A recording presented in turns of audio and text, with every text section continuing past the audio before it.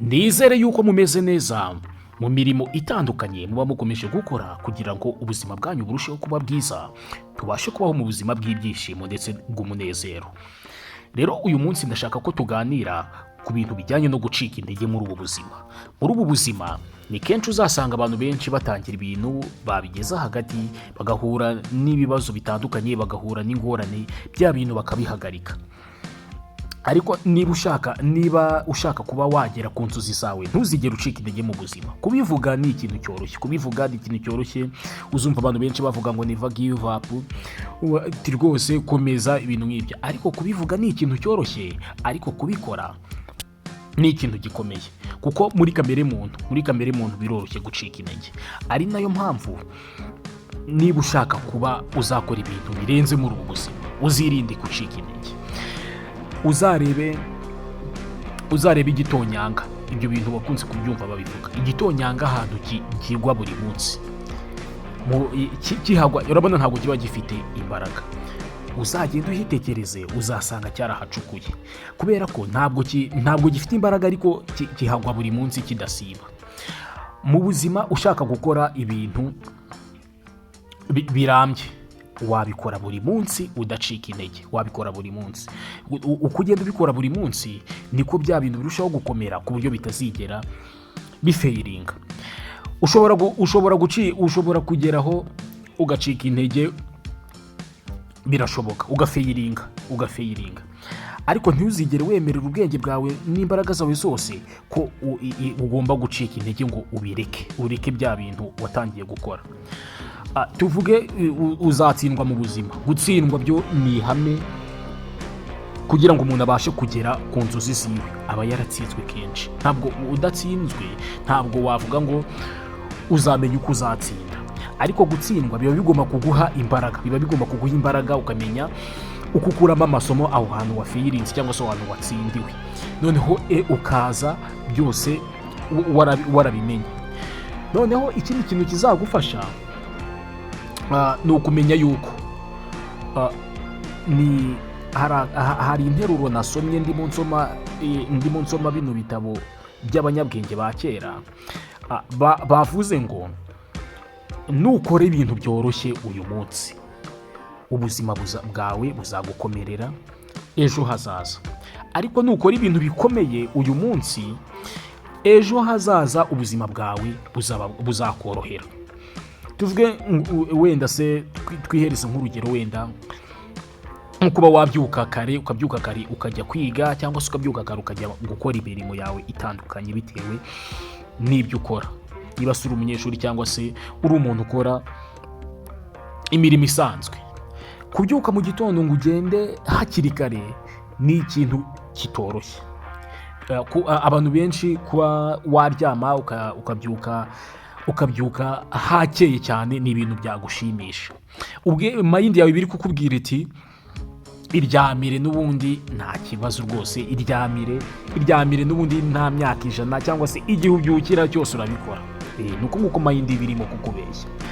Noneho nibyo biroroshye kuba twakora ibyo bintu bishyira ubuzima bwacu mu kaga, cyangwa se bitaduteza imbere, bitaduhereza ibyishimo, kuruta uko twakora ibintu bya nyabyo cyangwa se ibintu bikwiye.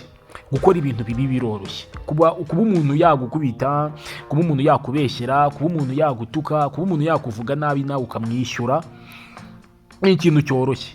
Kuba wamwihanganira ni icyo kintu gikomeye. Ariko mu bitanga ubuzima bwiza cyangwa mu bitanga ibyishimo, ni ukuba wamwihorera cyangwa se kwihangana. Kuba wabyuka kare nibyo bintu byiza, kubera ko biri butuma umunsi wawe wose ugenda neza, ndetse urabona n'amasaha menshi yo gukora imirimo yawe. Ariko kuba wakomeza ukiryamira ni icyo kintu cyoroshye. Ahangaha rero bakubwira yuko uko ubuzima bwawe uzabworoshya uyu munsi, ejo buzarushaho gukomera. Ariko nukora ibintu bikomeye uyu munsi, ejo ubuzima buzoroha. Rero tuvuge wenda uraryamye, tubare mu gitondo, turi mu gitondo uraryamye, mayindi iri kukubwira ngo komeza wiryamire, ni nayo iri nugeza mu kanya saa 2, wenda ufite examen mu cyumweru gitaha, mayindi iri kukubwira ngo komeza wiryamire n'ubundi uraba wiga. nugera mu kanya mu masambiri niyiza kumera nk'aho nyine yopoje bimwe yakubwiraga, itangira ikubwira ati ariko nubwo uryamye abandi bari kwiga uzatsindwa.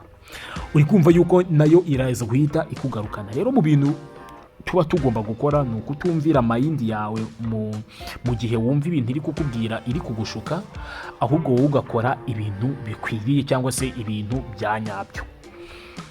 Ahangaha hari abantu benshi, uzarebe abantu benshi bagiye bakora ibintu bikomeye kuri ino si, ni abantu batigeze bacika intege muri ubu buzima.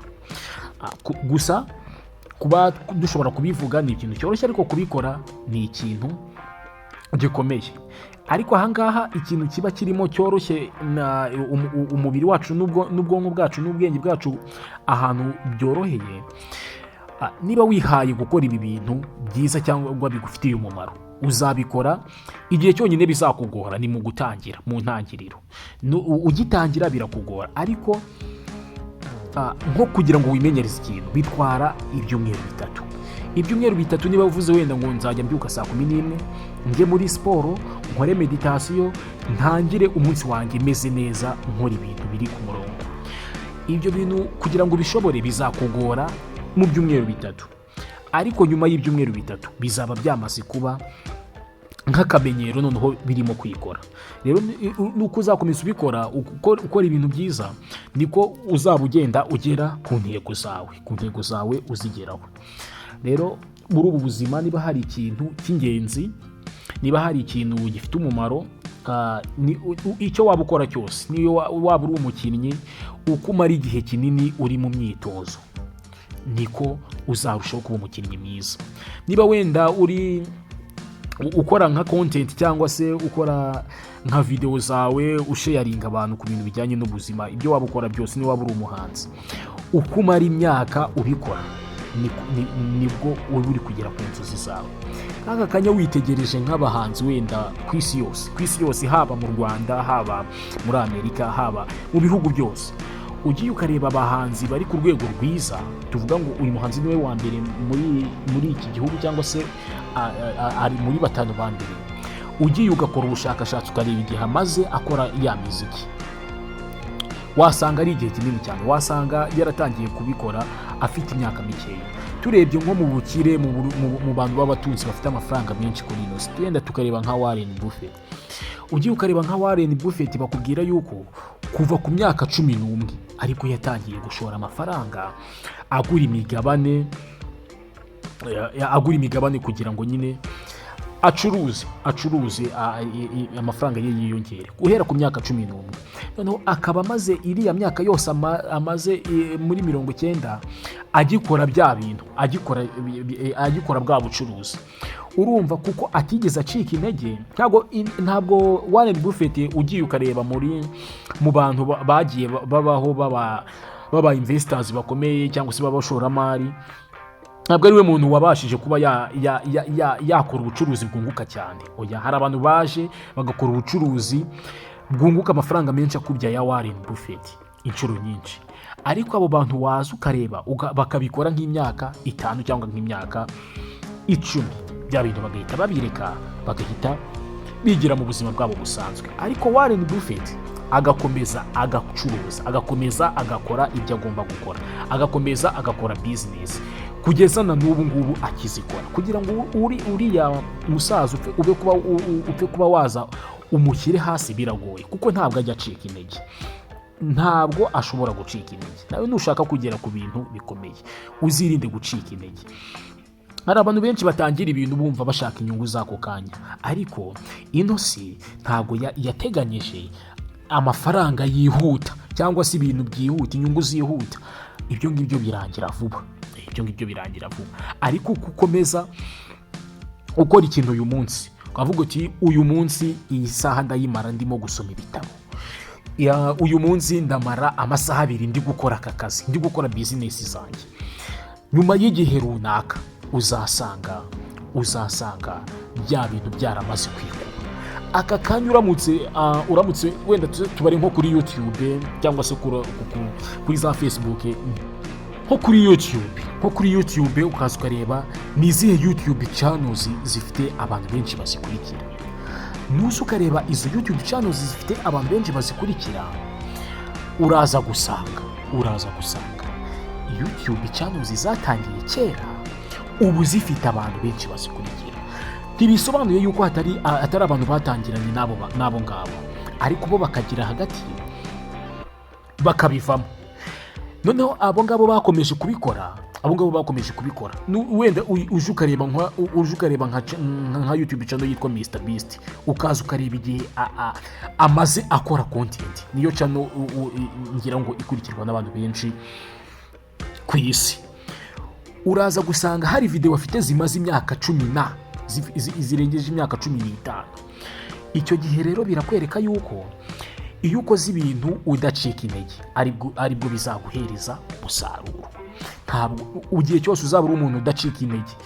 No kumwe mwari mukiri, twari tukiri abana, wenda se habayeho nko kurwana, kumwe abana barwana, habaga hari umuntu bakubita ariko akakwizirikaho mpaka, bikaba ngombwa yuko nawe ubwawe uvuga ati nubwo uno mwana munesha, ariko ndananiwe kabisa, giye sinshaka kurwana nawe. Uburyo n'ubutaha umutinya ukavuga ati se uyu mwana ndamukubita ndamunesha, ariko ikibazo arihambira, arizirika. Ntabwo mfite umwanya wo kurwana nawe amasaha 10, aho ndi bujye hose arankurikira. Make ikintu nashakaga kuvuga aho ngaho, n'uburi umuntu udacika intege mu buzima bwawe no mu ntego zawe. Abantu bose, nta kintu na kimwe kizapfa ko kwitambika. Niba waba uri umuntu udafite imbaraga nyinshi, ariko utajya ucika intege, kugira ngo hazagira umuntu kwitambika cyangwa akazagire imbogamizi zikwitambika mu buzima, bizazigora nazo ubwazo. N'uburi umuntu udacika intege mu buzima, kugira ngo habe hari ikintu cyakubuza kugera ku ntego zawe, biragoye. Imwe mu mpamvu ikomeye bavuga muri ibi bitabo ituma abantu batagera ku ntego zabo ni ugucika intege, nta kindi. Ntabwo ari uko batsinzwe, ntabwo ari uko byabananiye, oya. Niba bikunaniye ushobora kuruhuka, ushobora gufata agapoze, ariko ntugende ngo bivemo ucike intege, oya. Komeza ukore umunsi ku wundi, uzaba ureba ukuntu ubuzima bwawe buzahinduka buba bwiza. Wibuke gukora subscribe aho hasi, ukande na like.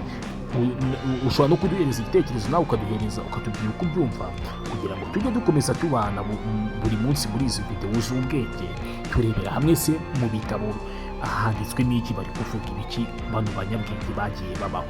Ciao ciao.